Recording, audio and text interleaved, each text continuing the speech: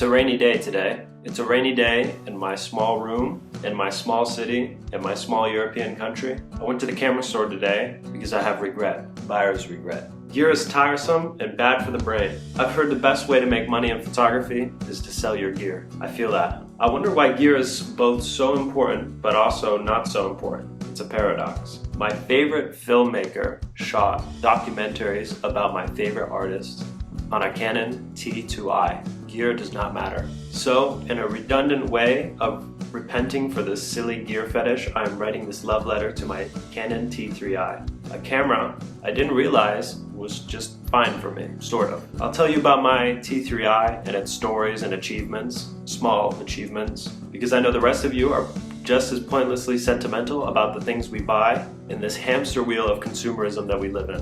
So, let's get into it. Many of you may realize that this channel is kind of becoming a budget photographer's channel merely by accident, as I happen to be part of this demographic. Also, I just happen to have access to some older cameras, due in part to my grandfather's fixation with them. He didn't make it into film school, so I hope in some way to live that failed dream for him. All of these cameras are constantly in rotation with me. From street photography to video to portraits, I pick these cameras up from time to time. But the T3i is special. This is my mom's camera, bought about a decade ago, probably from a Best Buy, and it has traveled with me to the old world along for my small adventures in my small country. I used to shoot quite unskillfully on this camera, my skateboarding clips, band vlogs, and other film endeavors. Its lack of tracking autofocus and, at the time for me, confusing manual video settings had little Benny pretty perplexed when shooting with this camera. But instead of taking time to learn everything that there was to know with this camera, life continued, and through some trial and error, military training, and expensive purchases, I've come to realize the full potential of this camera, and now I've come to regret putting it to the side. And as time goes on and on, the more and more I realize I don't need too much camera. But that's why we're here. This camera is a foreigner in this land of the midnight sun and the ice and snow, wearing its tacky rebel badge with honor amongst the 600 Ds of Europe, and presuming its superiority over them, as any American should. So let's shoot some photos. I'll be using this assortment of budget lenses to shoot these photos, as all of these should be roughly under 200 euros or dollars, whatever your persuasion, and I feel like that's fitting for this camera. I have some legacy footage just from me using the T3i, and then also I went out and shot some photos, so I figured we'd have this sort of little segment where we go through these photos together.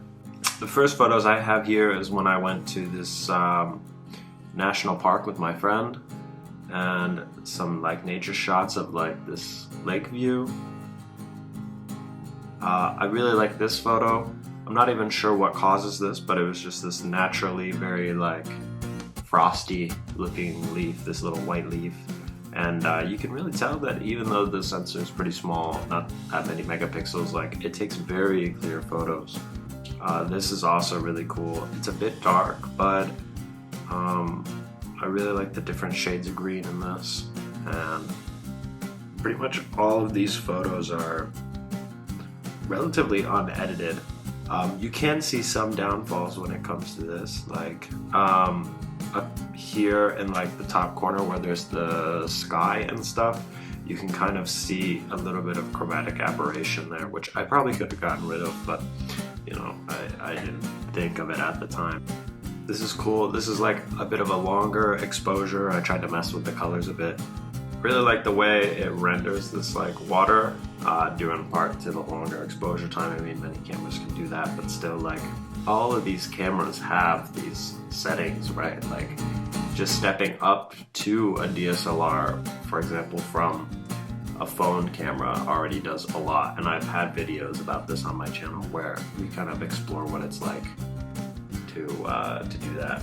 This is another good photo. We've had a lot of these sort of Ukrainian, not sure if it's a protest, but these sort of trying to bring attention to the cause. So we shot one of these one day. Of course, I'm using my black and white because I love black and white. I like this photo of the beetle. It's really cool. You can get some macro capability on this camera too. I think I might have been shooting this with the 24. Yeah, you don't need 32 megapixels, right? You can get by with this. So what about in terms of video? Well, I've taken quite a bit of footage with this camera, and after going through it, I'm not sure exactly how to present all of it to you guys. But I did end up finding some footage from spring a couple years ago, and I thought maybe that would be pretty good. I think it shows off the T3i, maybe making some family videos or something, maybe more akin to what it was for. And also there's a dog.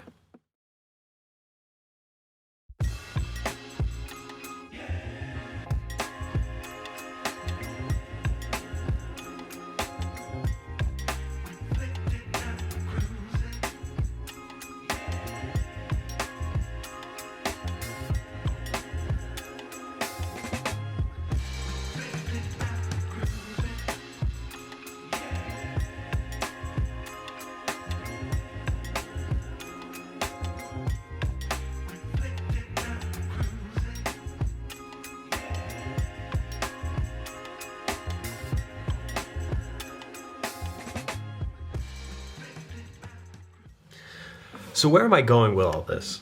Essentially, I wanted an excuse to show off my photos, I guess. But I think the recent trip to the camera store and starting to make some more photography friends have made me start to think about the gear that I have and what I spend my money on. Also, it's made me begin to reminisce my times with my T3i, still learning about photography. Like I mentioned in the beginning, I think this is nothing more than just some silly, sentimental feelings that I harbor for things like this. And I've been trying to make a video about this camera for a while, and I've finally now come up with the excuse. And hopefully I've maybe made you think about the small things in your life that you're sentimental about, or cameras or something. I have no clue what I'm talking about. Alright everybody, take care. I'm gonna go back to being a camera nerd, but in private now. Thank you so much.